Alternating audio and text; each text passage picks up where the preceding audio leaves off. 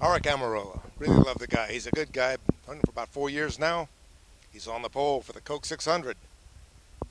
1-2 for Richard Petty's guys. Aric Almirola and teammate Marcos Ambrose. You saw Marcos at the All-Star race, really aggressive. About the most aggressive guy on the track. And they're both in Roush Fords. Fords have been the hot tip this season. I'm thinking they might have something. But they need to have something. Aric's been around. He's got to produce. Marcos, he's been around. Good guy. He needs to produce. Richard Petty, his contract with Ford is up for renewal. He's got to produce. Sponsorship, I'm not even sure who's on those cars right now. They've got the hot tip in terms of engines and equipment, and now those guys have got to produce. They've got the 600. The trouble is, Jimmie Johnson is just awesome right now.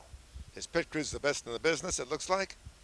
And you saw what he did in the All-Star race, blew him away. Even Matt Kenseth, the guy who won the Daytona 500, didn't have anything for Jimmie Johnson in the All-Star race when the 10-lap money dash began.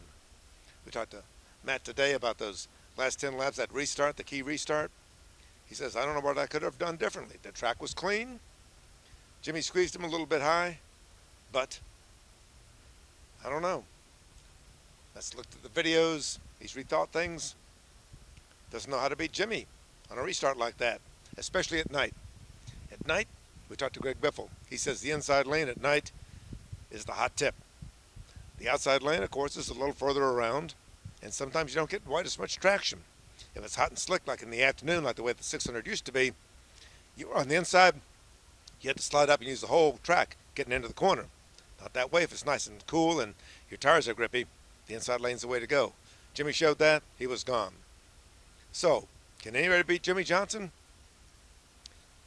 Team Ford's going to try. We'll see what they can do.